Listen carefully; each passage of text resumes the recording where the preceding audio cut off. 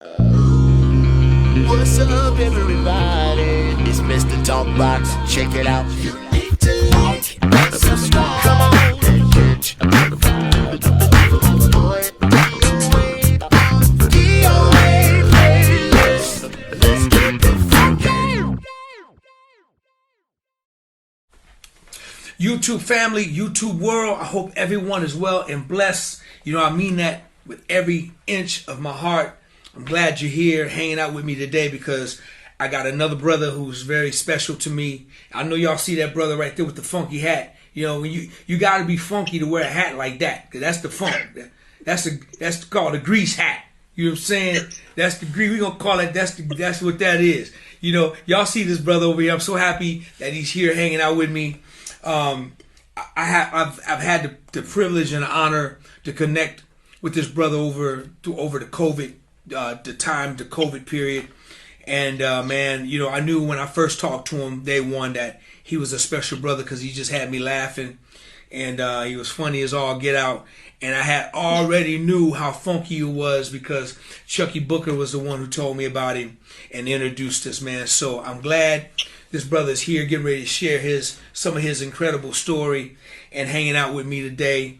I want y'all to show your love, man. Welcome to the DOA playlist, my friend, my brother, this iconic genius of a drummer, one of the greatest, funkiest drummers I've ever met, and I mean that with everything I got. Y'all show your love for my brother, Chris, the beat maker, gotta say it 3 times, the beat maker, Bailey. Give it up for him.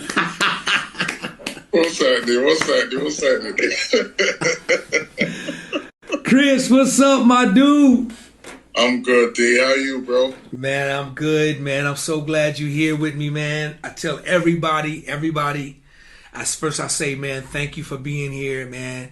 I know how busy you are, bro. I appreciate you waking up with that alarm clock and getting up for your brother, man. And you know what I'm saying? And hanging out with me, man. I don't take it lightly, man. It's my honor, man, and my pleasure to have you hang out with me for a few, man. Your story is super thick, but I hope to just turn back a layer or two, just so, man, the people that's on my platform and the people I hang out with on here, they get to see my brother. We get to love on my brother for a little bit. And man, thank you for being here, Chris. I appreciate it, man. Thank you. I appreciate you asking me, man. I know you got a million people that you could be interviewing, and you're interviewing little old me. Oh no, brother. I appreciate you, fam. No, I appreciate you, man. I really do. Listen, man, let's get into this thing, man. Yeah. This gonna trip people out. It may not. But Chris, where you from, bro? I'm from Sheffield, England, which is in the north of England, close to Manchester, about 90 minutes away from Manchester. And you know, everyone assumes I'm from London. I'm not. I lived there, but I was born in Sheffield. Sheffield is a very traditional type of town. Even the hat I'm wearing is known as a flat cap, where I'm from, and men used to wear these all the time. So that's why more often than not, you'll see me wearing this hat just to represent where I'm from. It's funky. It's funky, Doc. It's funky. It's funky. It's got grease and country all on it, dude. That's you know. Come on, man. You know what it is. But so let me ask you this. So you say Sheffield, right? Yeah. So where's your family from? Jamaica. Okay, explain that to me. Mom and dad, born in Jamaica. My mom was from St. Catherine, and my dad is from an area called Manchester in Jamaica. And they came over to the UK in the 60s, like the thousands of other Jamaicans and Africans that came over, which is now known as Windrush. In those days, England was the land that was painted as the land of opportunity, you know, streets paved with gold, you know, flowing with milk and honey. So they came over, and my dad became a welder. My mom became a nurse and started having kids, and I was the first one she popped up. Ta-da! So Chris, so when they moved over to England, what was that experience like for them, man? How were they treated? What was that experience like, man? Was it like some racial tension, or what was that like? Were they accepted, or did they have a hard time, or what was that like? No, there was racial tension, but racism in England is slightly different to that over here. Over here, for the most part, the lines are quite defined. Like, you'll know that I don't like you because of the color of your skin. Okay, cool. I know where I stand. It's all good.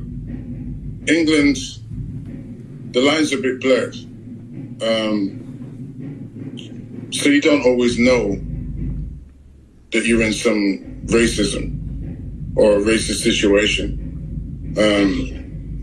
So, a lot of people struggle, because a lot of white British people at that time were very much keep Britain British, go back to your own country. What are you doing here? Coming here, taking our jobs, taking our women. Get out. We don't want you here. So it was all of that for a long time. And then we had the skinheads,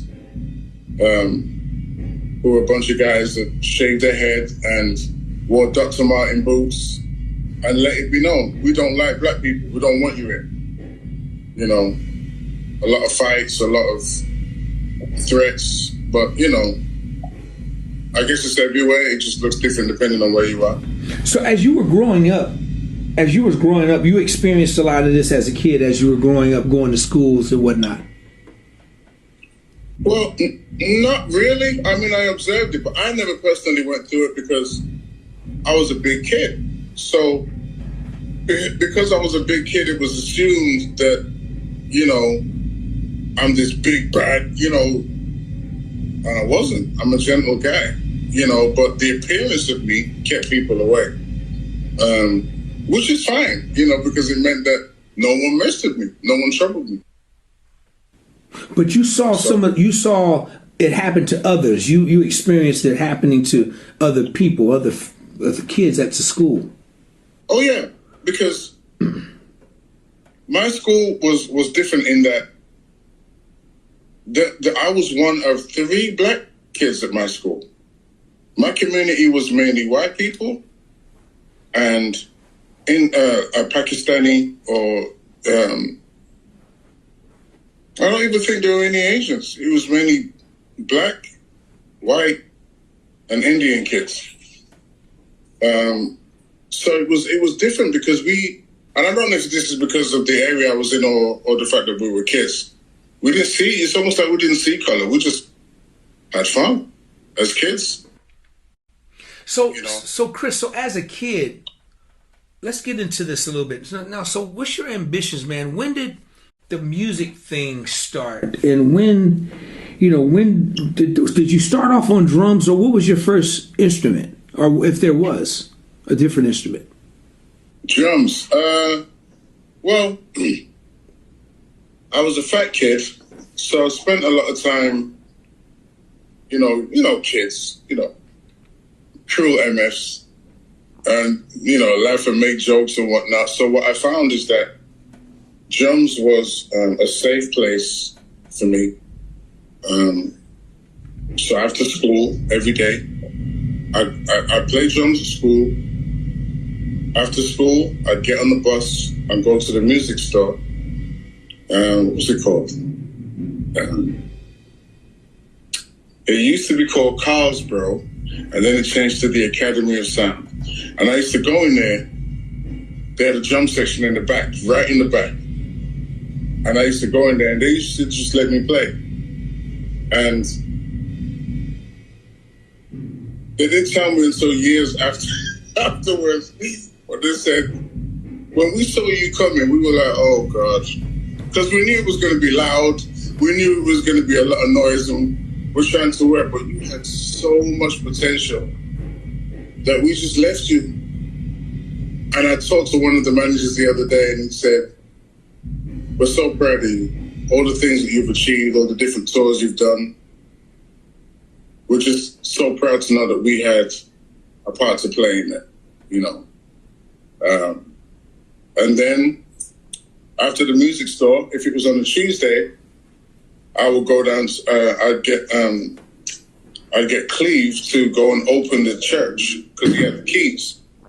So I called him, like, can you open up for me? And he'd come down to open up, and I played the drum kit in church. So I was always playing, not just because I love drums, but as a means of escape from what I considered to be a cruel environment a lot of the time. You know, but drumming was the one place where I felt like I couldn't be hurt, and I was good at it, you know, and I didn't feel like I was good at a lot. But I saw the responses I was getting, and, you know, I just kept doing it because I liked it and I liked the way it made me feel. So now, at the music store thing, when you were talking about the managers tripping on you coming and making loud music, how old were you? Oh, God. 14? Okay, 13, 14. So during this same time, after the music store, you would go play at the church, open the doors of the church, right? Now, Were you going to? Was this a church that you were part of, that you attended? Yeah. Now was it a white church or a black church? Black church. Church of God of Prophecy Pentecostal, and church in my house was not optional. And I just blanked out. There's a big wall in front of me. And I just blanked out, and I'm looking at this wall, and I'm like, I could see myself in an arena. Strangest thing. I could see myself in an arena playing to thousands of people. I had no gigs. I had no rep. I didn't know how I was going to achieve that, but I saw it. Excuse me. My bosses called me in one day. Alan, Beth, and Joan. They called me in and said, look, we can see that you're not motivated to do the job. We can tell. So what do you want to do? Do you want to leave before you get fired? Or what do you want to do? Without blinking an eye, I said, I'll leave. They said, when would you like to leave? I said, today. They said, oh, okay. So then everything got relaxed and we talked. So what are you going to do? I said, I'm going to take the world by storm. And I'll never forget this. Alan said, I think a gentle breeze will be enough, Chris. And we laughed about it. And I was on my way. Problem I had now, I have to go home and explain to Jamaican parents who are so proud and have me at the front of church being celebrated, my son, all of that. Went home and I told them that I quit. They were done. My dad was so mad. Oh my God. He was so mad at me. Mom didn't get it, but she loved me regardless. Not that Dad didn't, but man, it's a different thing. He was mad at me. I didn't know how I was going to achieve it, but I just knew I had a dream. And I was used to people not believing in me, so I just figured, you know what? Just go for it. What you got to lose? So I kept doing what I was doing, playing drums everywhere I could, developing my craft. And I said this to Chuck, that when I met him, it was such an honor because I used to practice in a rehearsal room in Sheffield. Me, a drum kit, and a PA system, and Chucky CD, amongst other music. And I used to just play along and just imagine that I was in the band that I was playing with at the time from the CD. I didn't realize that what that was doing was strengthening my pocket. Because, records don't speed up or slow down. It's just what it is.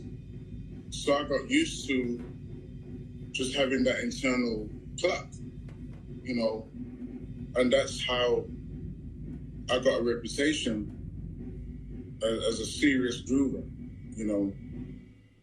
and I'll never forget a guy called Basil Mead, who's the creator of the London Community Gospel Choir, well known over in England. I played with them a few times, and he used to, he's like, man, you're like a metronome, man. That's your name. I'm calling you metronome. And that's what he used to call me. And I just kept doing more of the same, you know? So, the plan, what's your thoughts? You got this big dream, you pass out, you see yourself playing in front of thousands of people. So you gotta tell me, man, like, what's your plan? And are you gigging with bands in Sheffield, or are you guys working? Are you making money? What are you doing? Where are you at right now? I wasn't playing with bands in Sheffield because at the time I was still living at home, and I came up in a very strict household. We couldn't play anything but gospel music. So for me to go out and play with a quote-unquote secular band was never going to happen as long as I was under my dad's roof. Because, the understanding was a bit different then, and certain church rules that we grew up with, which was, inaccurate, but, they did the best with what they knew, to try and guide us in life. So all I knew is, I don't know how I'm going to do this, but I have to do this, so I feel like I'm going to explode. I had a call from Basil Mead, again, to come and play in a musical called Mama I Wanna Sing in London, which at the time starred Shaka Khan. And I ended up being the sub. Originally, I got the call to be the main drummer. And then I ended up being the sub for political reasons, which is fine, whatever. So I stayed at my uncle's house and just waited until I got the call. It took a long time, but eventually I did get the call, and I went and did the show, and I sucked because I had a blister thing on my finger, and it just affected the way I played. But eventually I got that taken care of and did the show again. And this time I killed it. And I'll never forget, at the end of the show, Shaka looked over the edge of the stage into the pit to see who was playing. And she saw me. And when she was leaving, she asked me to be in her band. And I was on my way. So how were you with the strict family, with the strict parents in the household, not able to play secular music in the house and church every Sunday? How were you able to get away and were you sneaking around doing this secular stuff, or what? Tell me about that. I'd get the old TV show here and there. But again, I wasn't doing no live gigs in Sheffield. So I had to move because there was no social media then. So you had to be where the work was. And that was London. So when I went to my uncle's place, I never came back. And after the show finished, I remember I was what we call flat sitting, for a friend of mine who was on tour. And basically I looked after their place. I had no work. It was rough, really rough. And a cassette tape dropped through my door. Yeah, a cassette tape. That's how long we're talking.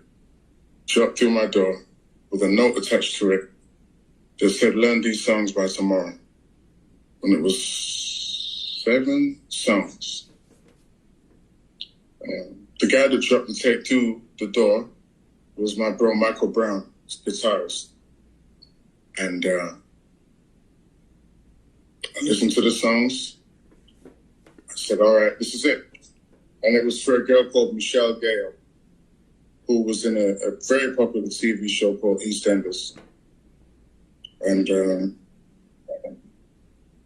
I showed up, I nailed the songs, and that's when things really started to take off because the MD for that gig was growing in popularity. So every time he got a call for a gig, he'd call me. So after Michelle, the next call I got was from Mark Morrison, Return of the Mac. And it was great. It was great. I was on my way. I was on TV. Okay. I started talking and I explained. People started seeing it about him. Right. On Incredible Gig. I started to say that. So I just want to make sure we got it. I want to make sure I'm clear. So when you were hanging out with Shaka, going to her cottage and all that, were you doing Shaka Khan shows or were you still doing Mama I Want to Sing? Shaka show. So you were playing with Shaka as an artist at that time? Mm-hmm. Cool. All right. So you had a chance to play with Shaka Khan doing her own original thing, doing her thing. Yeah. What was that experience like, man? It was great. I mean, Howard McCrary was the MD. And we got along great. He was also in the show. He played the Reverend in the show. And it didn't hit me until I was playing I Feel For You. Started the intro. And I was like, I'm playing I Feel For You with Shaka Khan. I blanked out for a minute and just came back to myself because 2 seconds ago I was in Sheffield with just a dream and not knowing how I was going to do this. Now I'm on stage playing with Shaka Khan. What?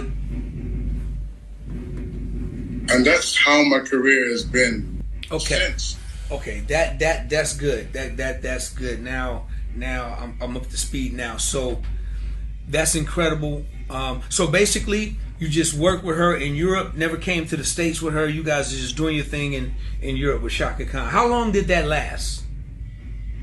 Not too long. It was just a couple of shows. Okay, all right, couple of shows. No, that's cool. I don't care if it's one show or 1,000. The fact that it was a moment. So it was a couple of shows that lasted a couple of shows, and then you went on. It opened up a door for you to do other stuff there in Sheffield, correct?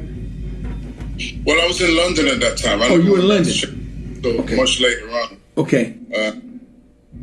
But yeah, I started to get calls not so long after that, and I got the call to do.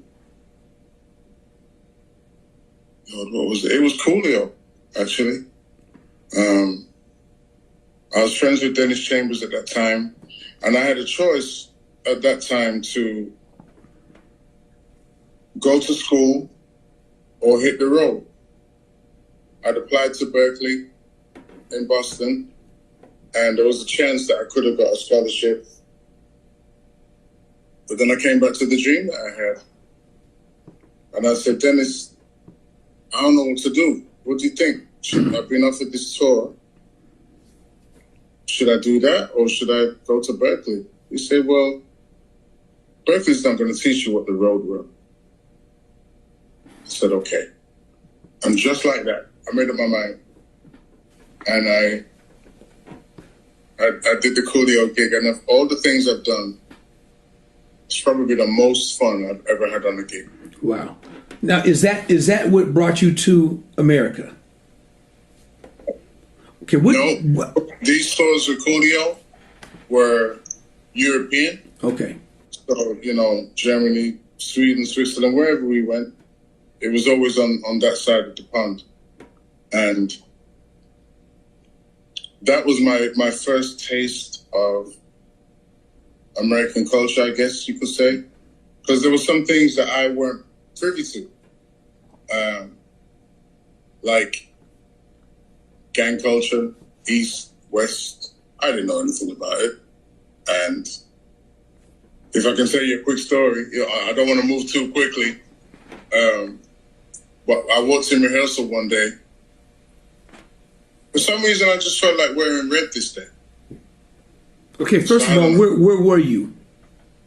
In London. In London. Okay, in London. Yeah. Okay. Julia and the whole crew was in London. We was rehearsing in North London at a place called John Henry's. And you showed up wearing red? I wanted to wear red that day. I don't know what possessed me. Okay. But take this. When I say red, I don't mean just a splash of red. I mean red bandana, red t-shirt, red pants, red sneakers.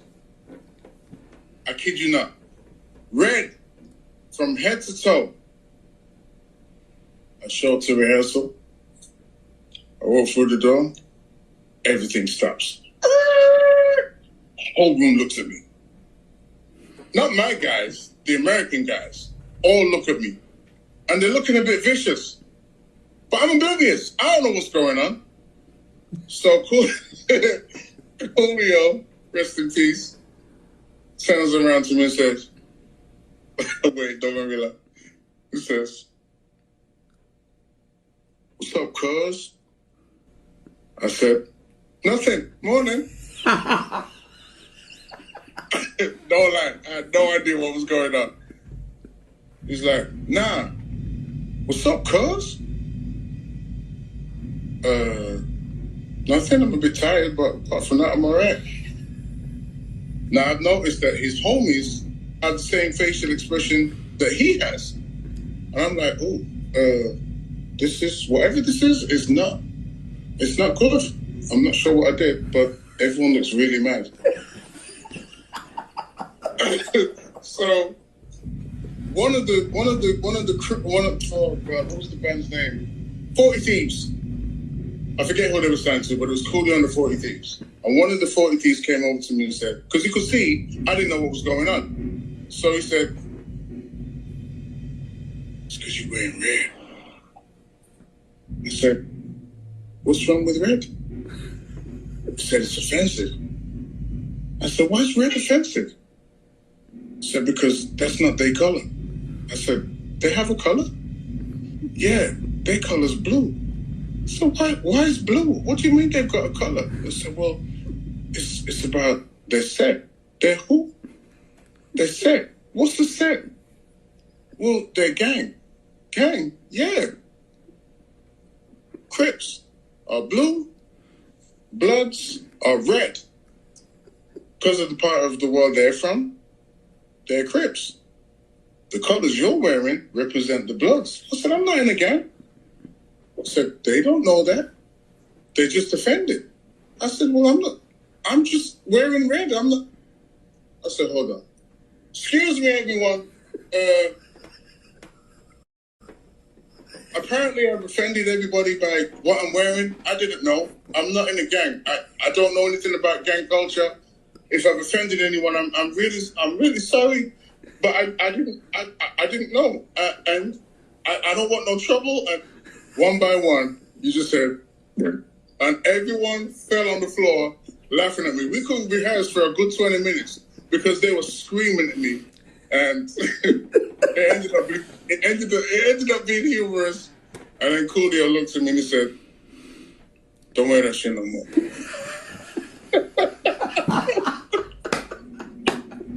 I said, "Okay." And then every day for the next week, "Hey, Chris, yeah? You wearing red today?" And the whole room would fall on the floor laughing. I'm like, "All right, I'll take it." Best fun I ever had on the tour. Man, that's a great story, man. I love it, man. I love it. Listen, man, so after Coolio, how long did the Coolio run last over in London or Europe? Well, I did 2 tours with him. They called me back for a second European tour. And again, the most fun I've had on tour. And I've told this story before, but we did this festival in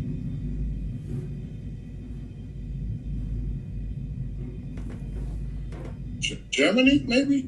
I don't remember. But it was us, Junior Mafia, Aaron Hall, and someone else.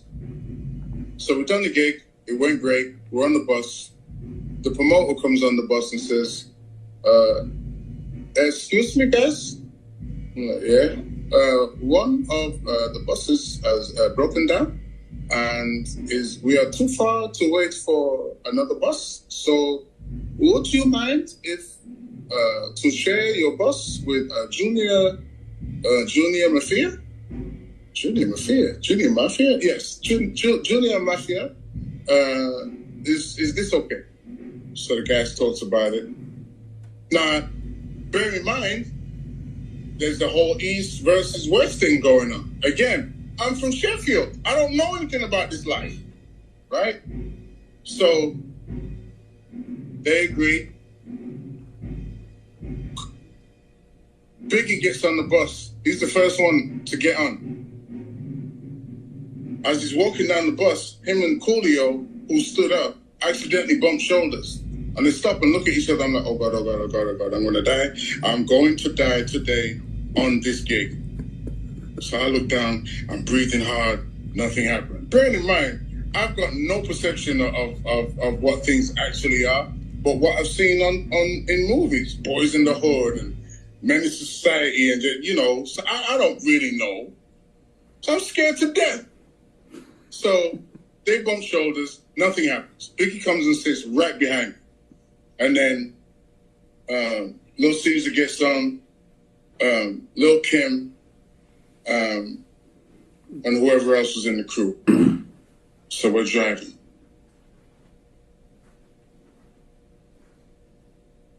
It was that quiet the whole time. You could cut the tension with a knife. I'm going to die today. I know it. I'm going to die today. So in the silence, I hear,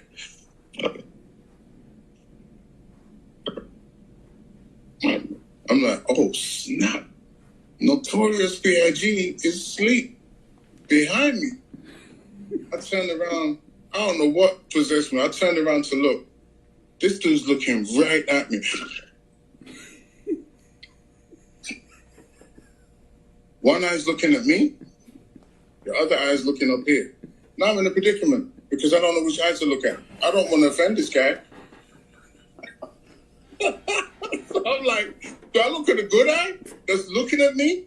Is he going to be offended that I'm looking at the good eye? Is he going to take that as some kind of threat or disrespect? Do I look at the bad eye? Because is he going to be offended that I'm not recognizing or acknowledging the bad eye, which is looking in a different direction? I don't know what to do. So he's looking at me, I'm looking at him. I just slowly turn around. I face back the other way. And I was like, this is uncanny. I'm on the bus with Coolio and Biggie Smalls and Lil Kim. I'm from Sheffield.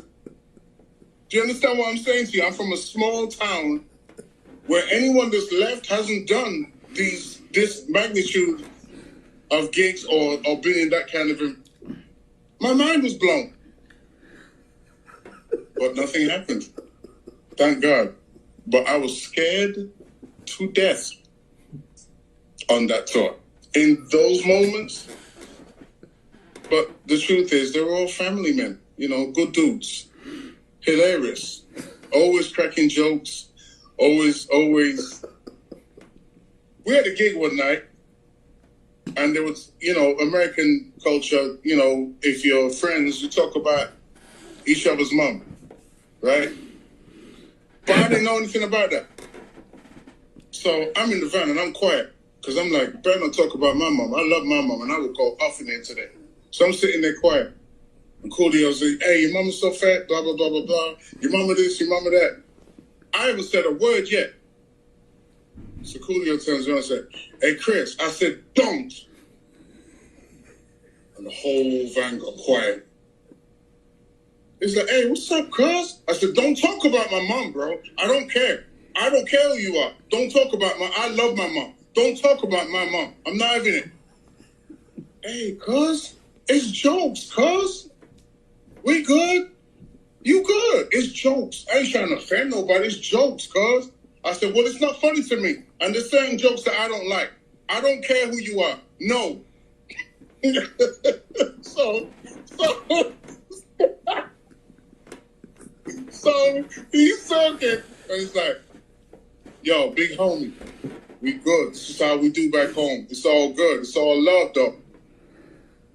And I kind of understood. So I was like, he was like, you good? I was like, yeah, I'm good. I'm good. He's like, yo, you good for real? I said, yes, I'm good. Like, all right. I'm thinking he understood what I said. We have an understanding. You're not going to talk about my mom. It's all good. So he says to me, you good? I said, yeah, I'm good. He said, your mama got some big ass titties.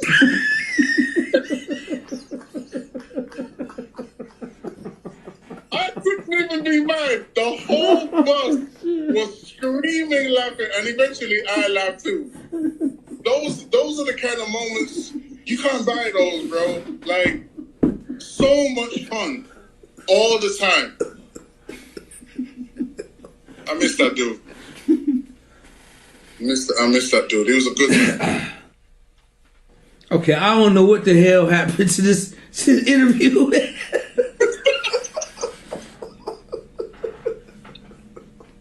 My bad, bro. Did I mess up the flow?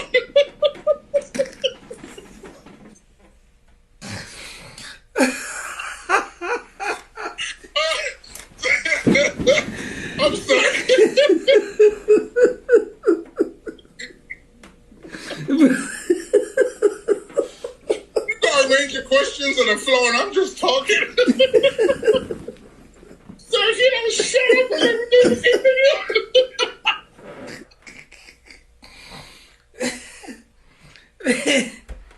Oh my god. Man, look, dude. I'm sorry, everybody, man. I told y'all at the beginning when I introduced him that the dude was crazy because I don't know what happened, man. I don't. Dude. Oh my god. Hey, man, I'm still stuck on Biggie looking at you with one eye going this way, Bro. and the other. No, don't elaborate. I'm just still. And then you gonna tell me the mama joke, man? Come on, man. Okay, where we at? Listen, that gig was perfect for me because I like to laugh. Like, you see my stories that I post every day. Laughter is medicine, bro. I love to laugh. I'm my mom's child. She liked to laugh all the time. My mom would laugh at the same joke every day like it was the first time she heard it. And I like to laugh. It makes you feel better about life. All right, man, dude. Listen, man. Okay, no more. Let's get away from Coolio.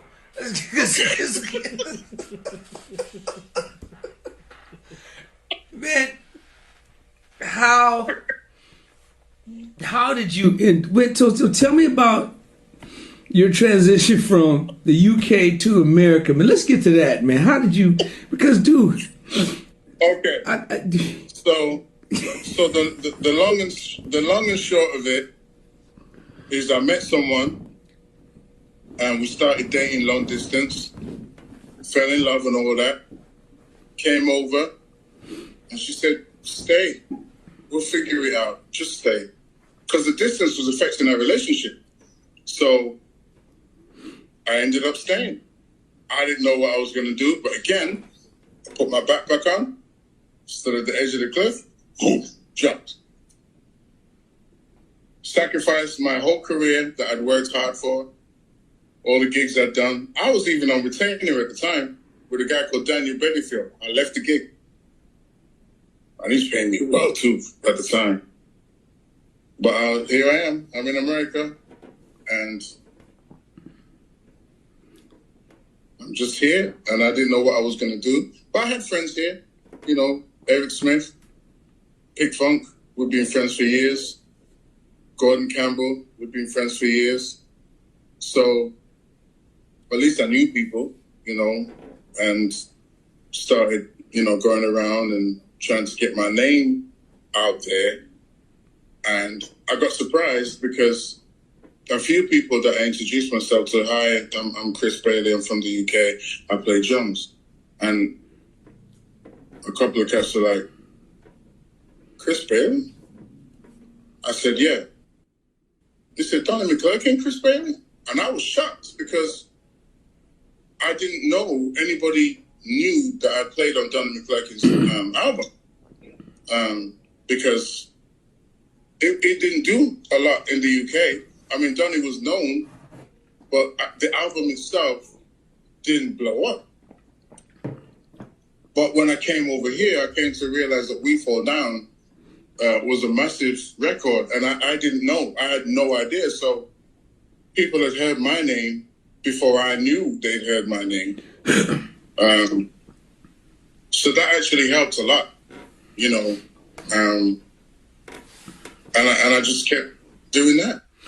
So you played on Donnie McClurkin's big, massive hit, We Fall Down. You guys recorded that record in London, right? Yeah. And you played, that was a massive, massive, massive record. So you basically came to the States to be with the girl that you had been dating.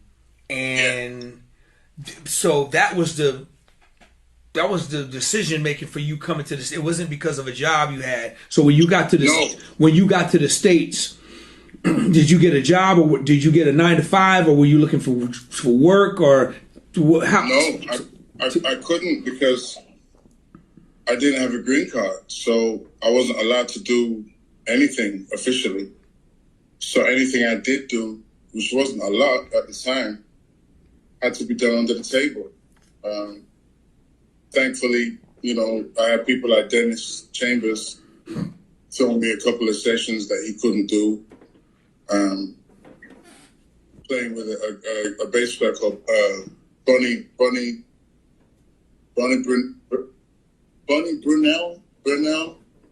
Okay. And got to do a couple of studio things there, and a few gigs here and there. And there's a whole piece of the UK story that got missed out because we're moving. But a guy called Simon Ellis called me while I was in America, and we'd done a few tours together back in the UK. And he called me one day. Swear to you, this is how the conversation went. Ring, ring. Hello? Chris, it's Simon. How you doing? I said, I'm all right. I said, let me get to the point. I'm doing Britney Spears. You want to do it? I said, yeah. I said, all right, I'll see you at rehearsal. That was it. That was it. I had the biggest gig in the world at the time. Just like that. No audition, no nothing. Because, it's huge. Like, now I understand why some people have never left. Because it's pretty much like a world unto itself, And it was a great experience. I'd done arenas before in the UK. But this tour was different, man, because Britney's fans, there was some other stuff. It was a little bit scary at times, just how obsessed they were with her. But again, a lot of fun. I'm sorry, go ahead, brother, go ahead. No. I was going to say it was fun up until a certain point. And I'm going to try and get through this part without crying. We were in Canada. And I got a call from my brother saying Mom had had a stroke. Can you get here?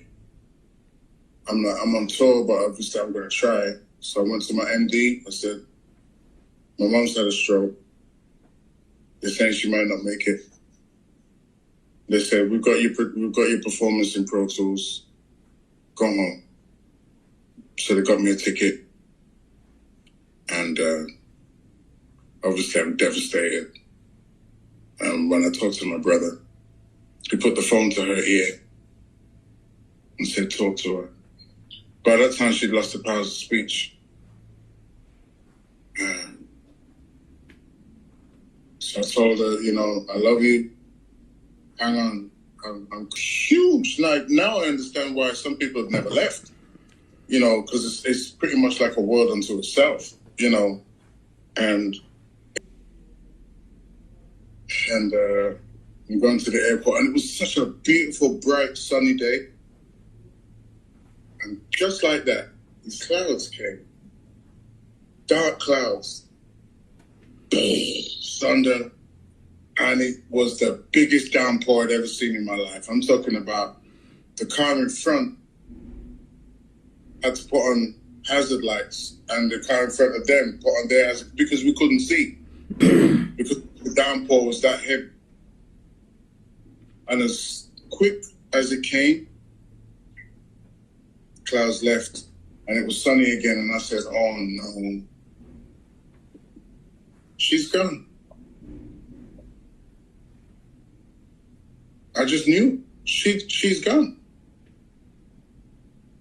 I got to the airport, just about to hand the lady my ticket at the desk. My brother called me. Said, don't get on the plane. She's gone. I don't remember what happened next. I just remember strangers were picking me up. Because I for a few minutes, I lost my mind. My mom's gone. What? And I was on the floor screaming. And people came and picked me up, and I made my way back to the hotel. And I remember going to find my MD. And he opened the door, and I literally just fell on him. And I was laying on the floor screaming. And he said, I don't know what to say. I'm just so sorry. And I went back to my room, and he came to me the next day, and he said, Chris, we're worried about you. I know you've got a huge loss, but you can't be in there by yourself. Come and play the show. Come and play the show. So I did. And I knew that part of it was, it's not going to sound or feel the same from a computer as it is from me live. I get that. But what I did was I went back to the moment where I was 13, 14 again, where Jones was my safe space. So I took the pain, I took the loss, and I took it out on the drums that night.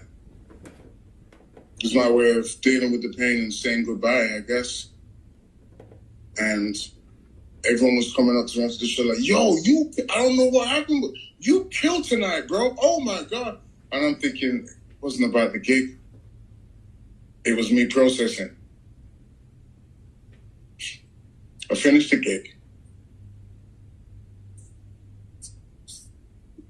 I'm checking my messages after the gig, because my then wife was in LA with my 2-year-old son. I look at my phone, and she says that her dad just died.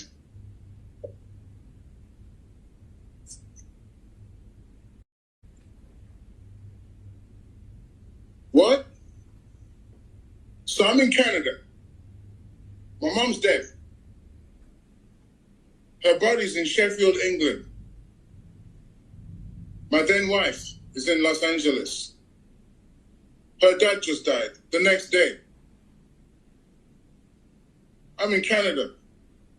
I can't help her grieve. She can't help me grieve. Her dad's dead body is in Cleveland, Ohio. What's going on right now? I'm on the biggest gig of my life in what is supposed to be the best time of my life, and it's the worst time of my life. All at the same time. My mom's dead. And there were some things that we needed to resolve and hadn't talked about. And now she's gone. What the crap? So while everyone was saying take as much time as you need, I understand that the show must go on and that there's a lot riding on it. So I took 2 weeks. I went home, prayed my mom, and came back. And I would just cry in the toilet when I needed to, wipe my face and come back out and put my gang face on so I could keep my kid. But it was hell. It was hell. But being able to play was a kind of a good escapism from the pain of it. But when the tour ended and I went home, that thing hit me like a ton of bricks, bro. Hit me like a ton of bricks. So it was kind of a very strange 2009 because it was the best and the worst at the same time, you know. But life, what are you going to do? Got to keep pushing. Man, listen, your story is so powerful. I really could put a button on this conversation right now, but I'm not, because it's just that powerful. Dude, I'm learning about my brother as we talk. Man, just, and I feel your pain about your mother. I feel it. I can honestly say I know what you're going through because I went through it. Mother and my father, you know that, and so so what a touching testimony, man. Thanks for sharing that, dude. So let's move fast forward. So from 2009 to 19. In between, who were you playing with? Just name some of the artists from that point to COVID-19 that you were working with, because I want people to know a little bit about your resume. So some of the artists that you were playing with at that time, and musicians you were working with.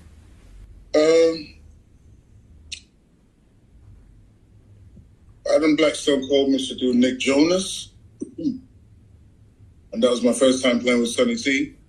But he was on guitar, so I didn't recognize it was Sonny T. Until he picked up a bass one day and started playing. And then I recognized his sound. I was like, oh my God, it's you. Struck up a relationship. So after that, I got the call to play with MPG.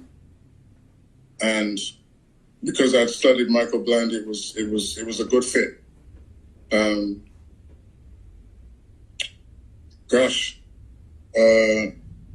Did more studio stuff, some movie stuff. Worked with John Debney on The Greatest Showman.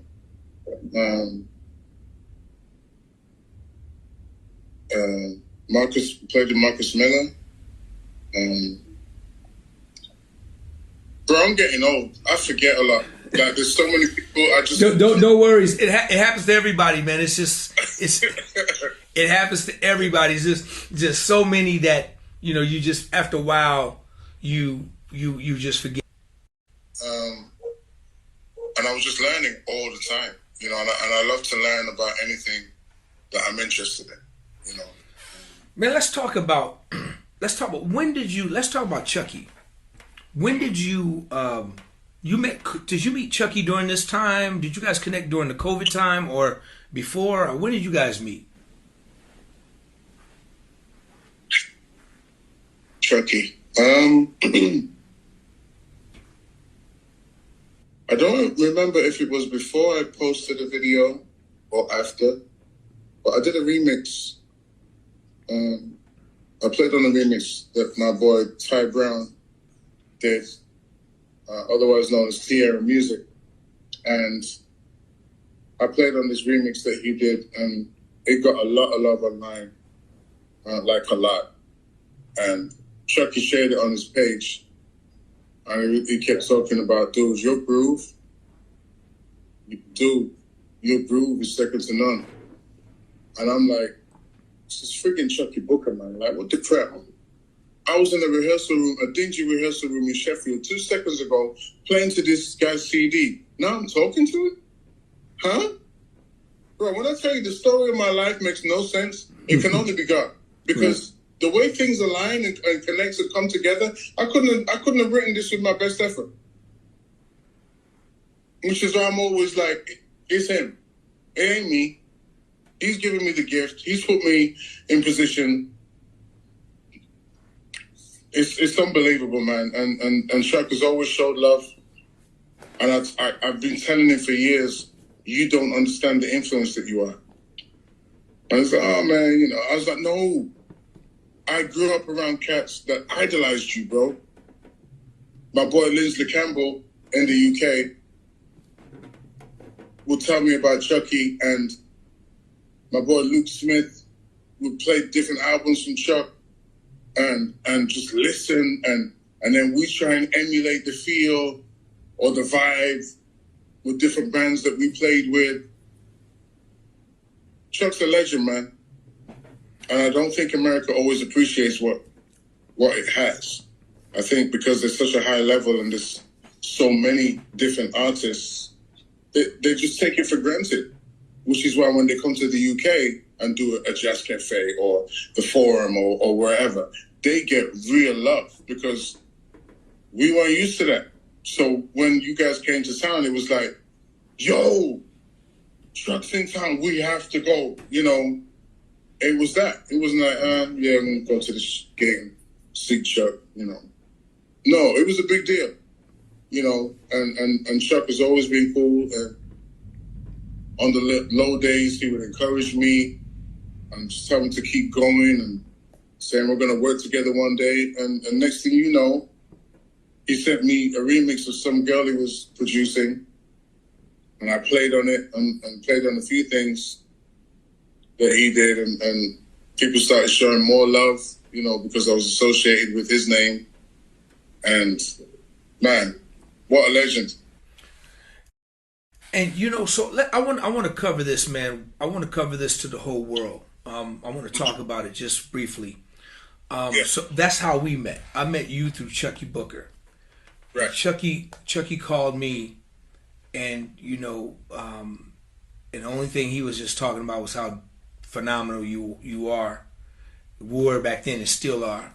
And he had nothing but great high deal respect. He said, D, I really want you to meet Chris because, man, I want you to meet him because I think, you know, this is our drummer for University, you know. And I said, man, dude, I would love to meet him. We hooked up on the phone, and the breakdown I had a few minutes ago in the interview, that's been my history with this guy. Just keeps me laughing and just a beautiful cat. I feel like I've been knowing this brother for a mighty long time, and through our connection with Chucky,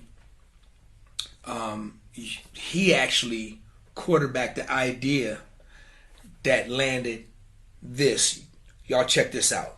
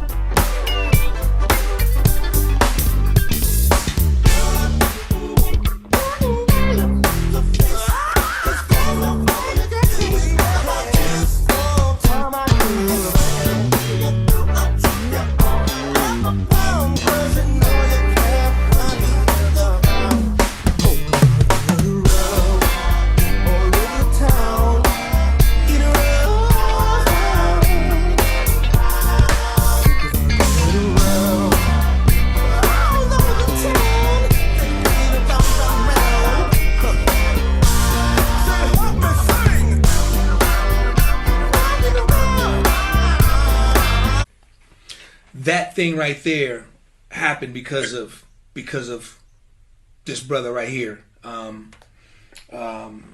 We just all dove in and put the ones and twos on it, and Chucky didn't know anything about what we were doing, about that part of history that we were getting ready to make. We surprised him, and when we released it, he was blown away, and that sparked the whole University thing, and Chris, you know, was the drummer. You know, it was made determined that he was the drummer. And I want to have this conversation because I want everybody and all your people back in London and everybody who assumptions and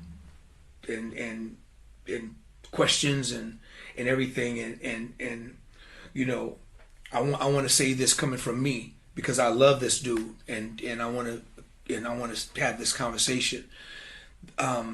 As we were putting the band together, I'm the musical director of the band.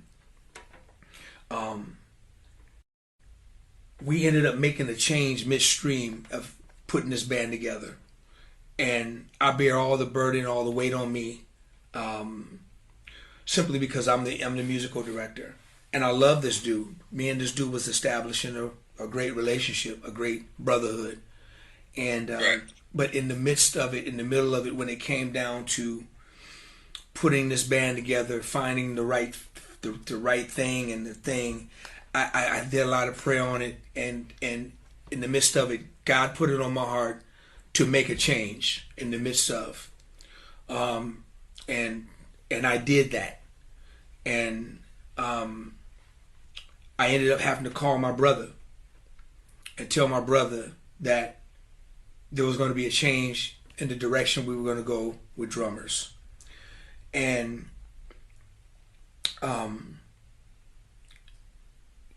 you know, personal is personal, business is business, and I want this to be a lesson, a teachable moment to people who deal with these kind of things, and see the love and the brotherhood that can be the end result. This brother plays ass off. There's nothing he did wrong. We never worked. We never had a chance to even step in the studio and put the band together with this brother. So it had nothing to do with him personally. I bear all the burden. I bear all the responsibilities of the decision that I made, and we moved on, got another drummer. But little did I know, and I knew that this brother was hurt. I knew that, you know, not only hurt, he was devastated. And once I got really whiffed of it, I called him like I should have, because I don't want to do anything to hurt this brother. But I called my brother up, and we had a man-to-man, great one-on-one conversation. I tried to explain to this brother where I was coming from. He shared with me how he felt, and it wasn't no such thing of agreeing to disagree. We agreed with one another. I felt his pain. He felt my heart. But more so, I want to publicly apologize to you for a call that I made, man, that made you, that embarrassed you or caused you any kind of grief or sorrow. I take 100% responsibility, Chris, man. And that bothered me, you know, up until the time I laid eyes on you. You know, we was even talking and it was all cool, but it wasn't until the time I actually physically met you in person that gave, I think, for me and maybe both of us and for the whole team, was the healing part. You know, was as far for that moment. Right? For that moment, it was healing for me because I finally had a chance to embrace my brother eye to eye and meet him for the first time in LA. But I want to say, man, listen, man, I apologize, man, for any kind of hurt, man, or pain, you know, that the decision that made on you. Were you qualified skill-wise to do this gig? Absolutely. You know, it's a call I made, and it was a spiritual battle with me. It was nothing personal. I had not met my brother. My brother was my brother during the whole COVID. I mean, I felt like I've been knowing him for a long time, and we shared personal things together. Yeah. We've shared, we've shared moments together on the phone even before this. So, but the fact that this brother didn't look at me as a cruel person or an evil person or ill will person, or somebody that was trying to, embarrass him and put him out on Front Street to make him look bad, and forgave me, and understanding.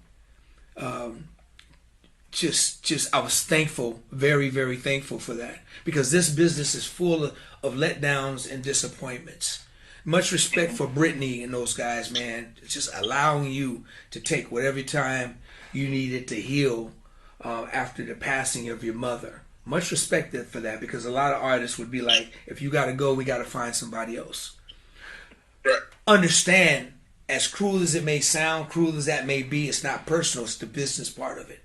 Fortunately, you were with an organization that said, brother, dude, go do this. And the reason why they wanted you to come do that gig that night, I think more so, Chris, they were just concerned about just you being alone in that moment.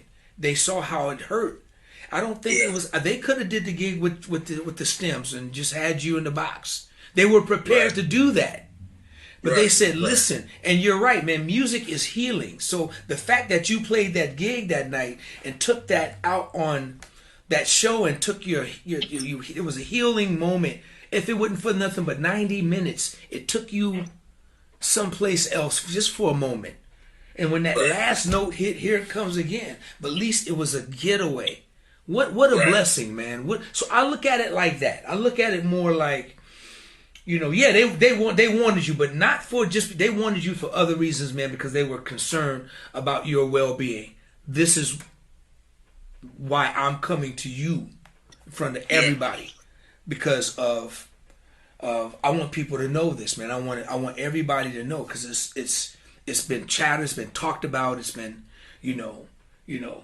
it had nothing to do with this man. Nothing. This man was ready. He was perfect, and it was a call that I made, and I want to once again, man, I want to apologize to you, and I'm glad we talked, man, because I knew, but I didn't know, and when I found out, man, I immediately had to call you. I was not going to let that ride without calling my brother that I had built a solid relationship with over the 2.5 years of COVID, man. Yeah, man, I cannot tell you how much it meant and how much it means for you to say what you said then and what you're saying now in a public forum. I really appreciate that. Although you didn't need to, because we already covered it, I really appreciate it. And that's why I respect you very highly. And we've talked about this, because we're living in a society where dudes are scared to be dudes, and sometimes people forget where I'm from. Flat Cat, I'm a Yorkshire man, Sheffield, England. I come from an environment where I remember having a disagreement with this kid, Scott. You know what we did? We put on boxing gloves, we went in the back garden, and we fought, and then it was over. That's how I function. I don't like to hang on to things. I'm a passionate dude, but I'm not a spiteful, malicious dude. I say what I mean what I say, because that's where I come from. But I don't hold on to things, and I definitely don't set out to hurt people intentionally. So, I'm really, really, really thankful, for what you said, the sentiment. It really means a lot. And just real talk, I want to talk about John Varro for a second, because I love to hear good drums. I do. And he's somebody that I respect very highly. I used to play for Layla once upon a time, and he's Layla's favorite drum. And I didn't take it personal. He has a touch, he has a certain texture that caters to her music. So I said, okay, no worries. When I heard John on the gig, and he took a solo, I'm not floored easily. he blew me away. Because he not only has pocket, he has incredible chops, and he knows how and when to use them.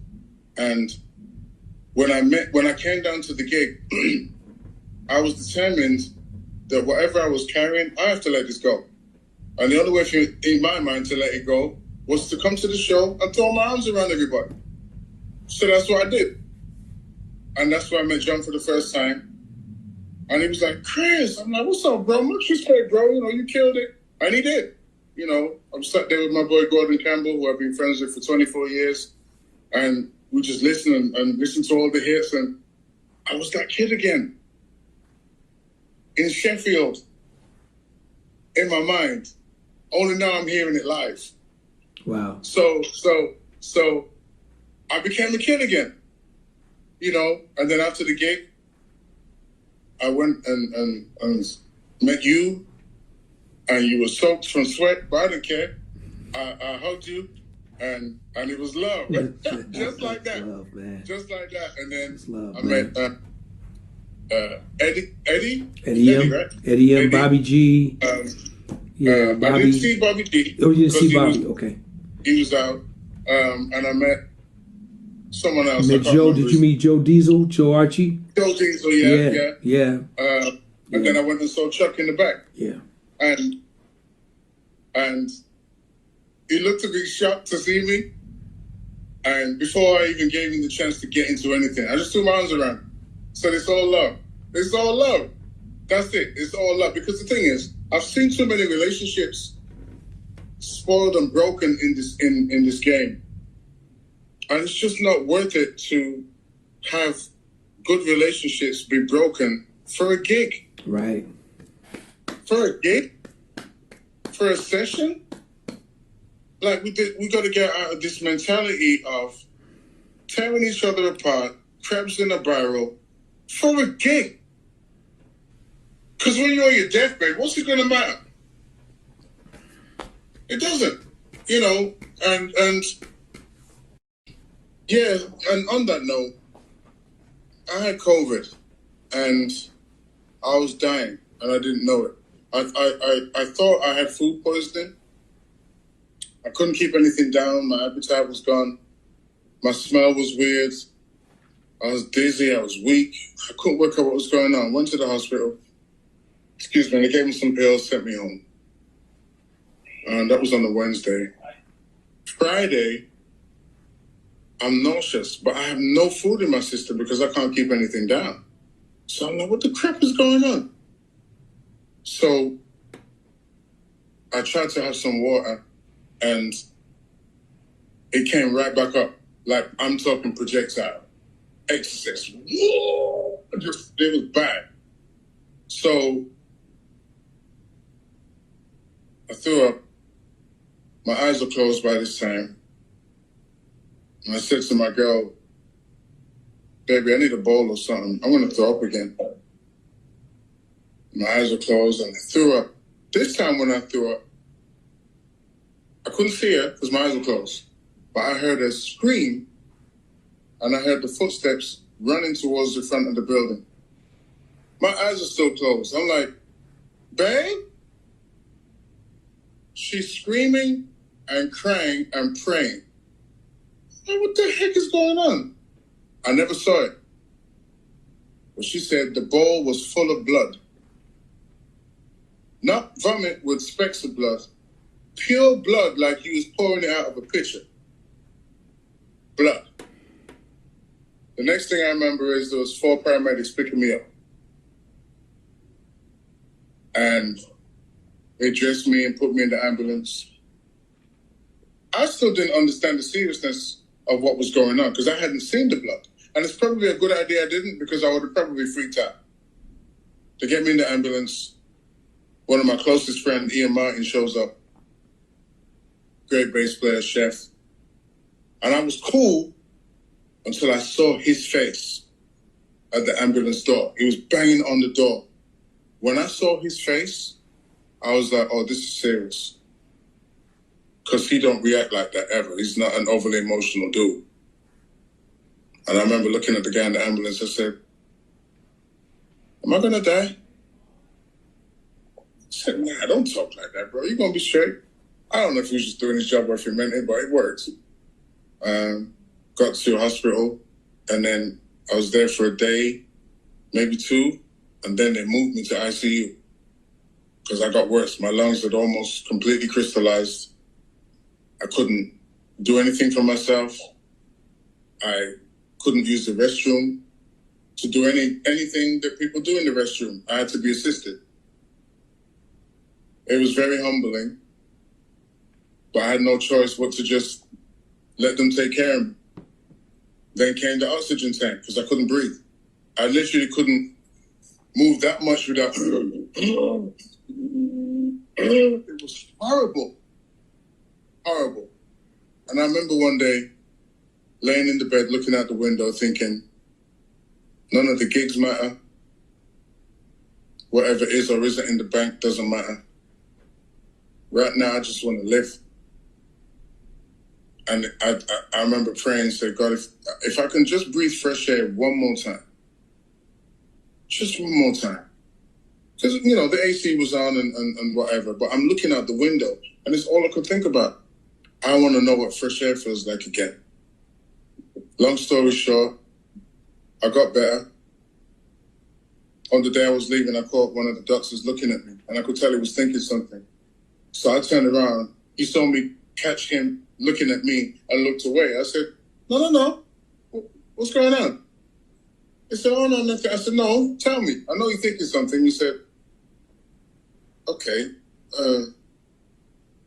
I've treated a lot of people in here. People who weren't as sick as you. And they died. I don't know how you're here, honestly.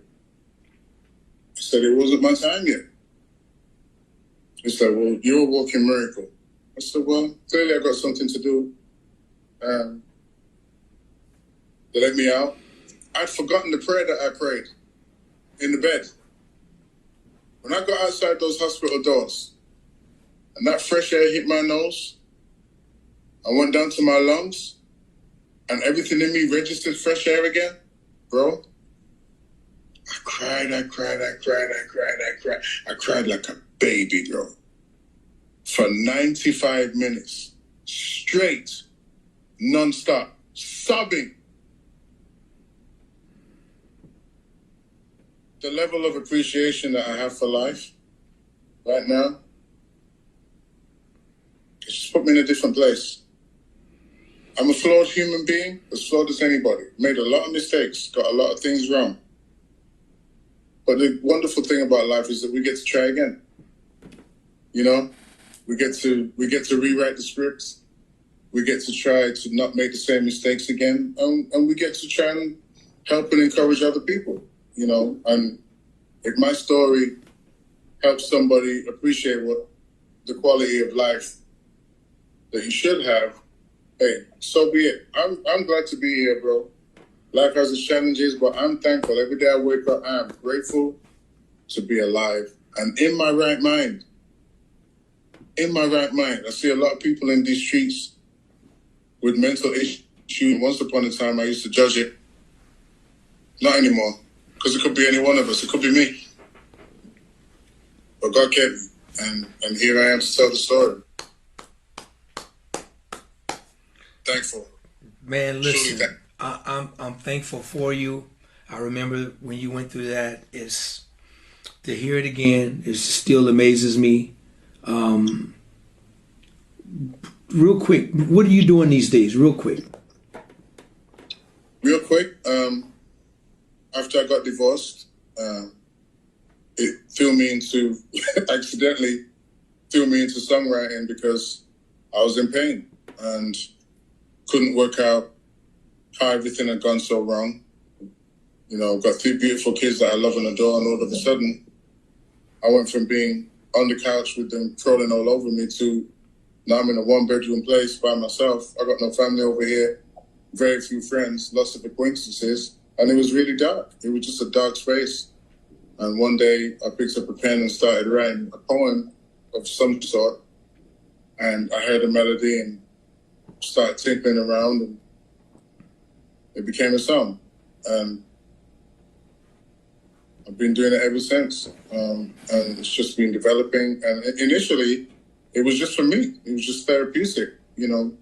But it's turning into something else now. And you know, I got a placement the other day, and you know, I'm talking to some powerful people that like what I'm doing. Some people in London and some people here.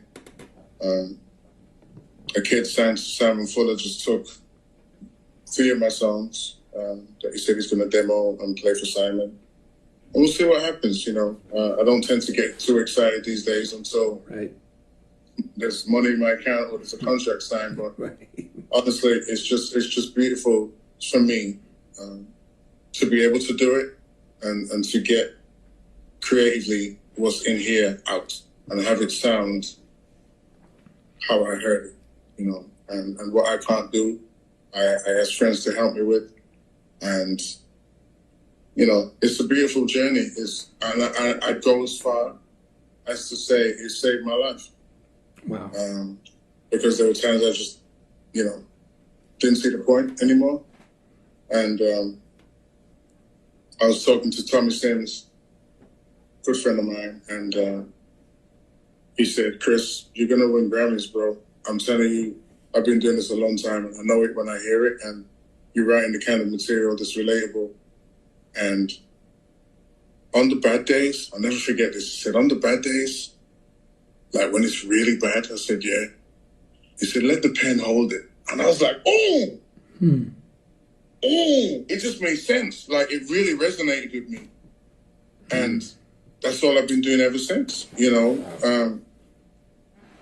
Sometimes it's just no reason. I'll start writing, or sometimes I'll think about something, or sometimes life is just life, and I'll just be thinking and how I'm feeling, and I'll just start tinkering around on the keys.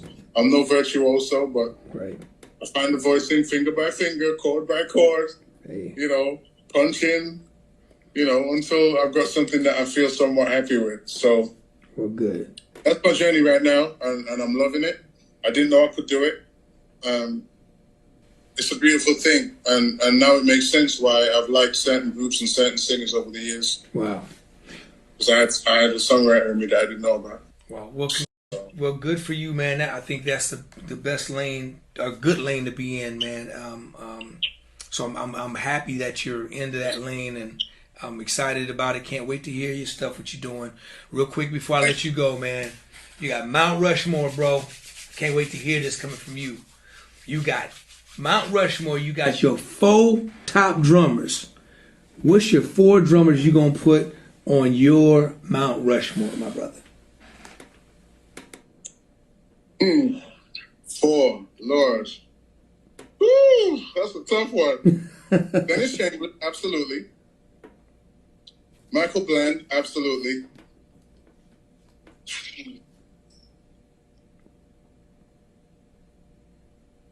I have to say Vinny.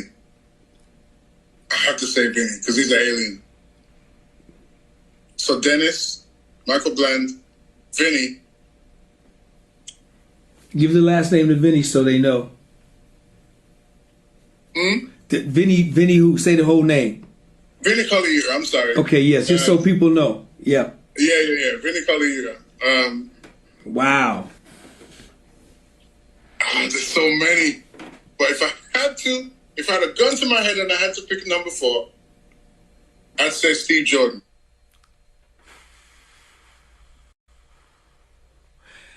Okay, so out of the 3, I get it. Vinny is a hard left, right? That's a hard left, man, out of the 3, right? I mean, it's like, because you got the 2 power drummers. Well, it's Steve. Steve is a power drummer, and he's a finesse drummer too. So I guess it makes sense to me by the way you play, because you a power. You hit hard. You a power pocket drummer. That's just ridiculous. So we gonna add a face to Mount Rushmore. We gotta put you on there, man. I'm gonna put you on Mount Rushmore. We gonna add a face. We gonna add a face. No, I'm serious. We gonna add a face, man. Cause I see why you play You know, you said Michael Bland. Oh my goodness. And Dennis Chambers. Are you serious? Oh my goodness. Wow. I see why you are who you are. I appreciate it. You know, Mike and Dennis got that power. They got that speed. The reason why I also chose Vinny Colaiuta and Steve Jordan is because their versatility, man. Like, yeah. Vinny Colaiuta, the difference between him playing on Joe's Garage's albums or Jeff Beck is different to when he played with Sting. When he played with Sting, it's different to when he played with Herbie Hancock. You know, he sounds like he deserves to be on every gig that he's ever been on. And Steve Jordan's the same. Like, yeah. You know, I've been listening to Steve Jordan. A lot of people don't know he used to play for John Scofield. And he used to, you know, exercise chops in his playing and stuff, you know. But then you hear him with any number of artists that he played with, and sometimes you wouldn't even know it's him. You know, just because he's a chameleon. He can switch to any genre, and he does sound like a church cat who is trying to do rock and roll, but he's doing church fills and sounds like a church drummer. No, Steve switches to the point where when he sat in with the Rolling Stones, he would even adapt some of the sloppiness of the original drummers playing deliberately. And because he's a producer, he gets it. You know, yeah. So I'd say they were my top four of the older cats. If I'm allowed to have a list of the newer cats, yes, sir. Chris Johnston is one of my favorite drummers. His feel is incredible and always musical and just solid. Gordon Campbell's another good friend of mine. You know, there's so many great players. You know, Varro's another one. Yes. Yeah. You know, Beast. You know, yeah. and then you got the likes of Ronald Bruner, who's got both technique and pocket, and it's just phenomenal. You know, I just love to hear good players. You know, I don't like idiots. Serve the song, serve the music. Don't be disrespectful to the song, to the music, nor the artist. Listen, man. Listen. Tell everybody how they can find you, bro. You can find me on Instagram at the Beatmaker, which is TheBeetMaker. So that's the Beatmaker, like the vegetable. BeetMaker on Instagram. Chris Bailey on Facebook. At the Beatmaker on Twitter. Yeah, that's it. Y'all, please go and follow my brother, follow my little brother. This dude has been in my life since 19, when did we meet? 18, into 18, 1918, somewhere around at the beginning, right? I don't remember what I did this morning, bro. You're asking me to remember back. Well, he's been in my life for quite a while, for a few years, and I'm thankful, man. I'm thankful that we connected, bro. We're going to be connected for life, man. I appreciate you. And thank you, man. Once again, it's my honor, my pleasure, man. I'm glad I got you on here, sharing your incredible story, man, making me laugh. I don't think I laughed that hard, bro. I broke down. You broke me down. You got me. I didn't think I was going to let you do that to me. But listen, man, I love you, man. Y'all, show your love for my brother,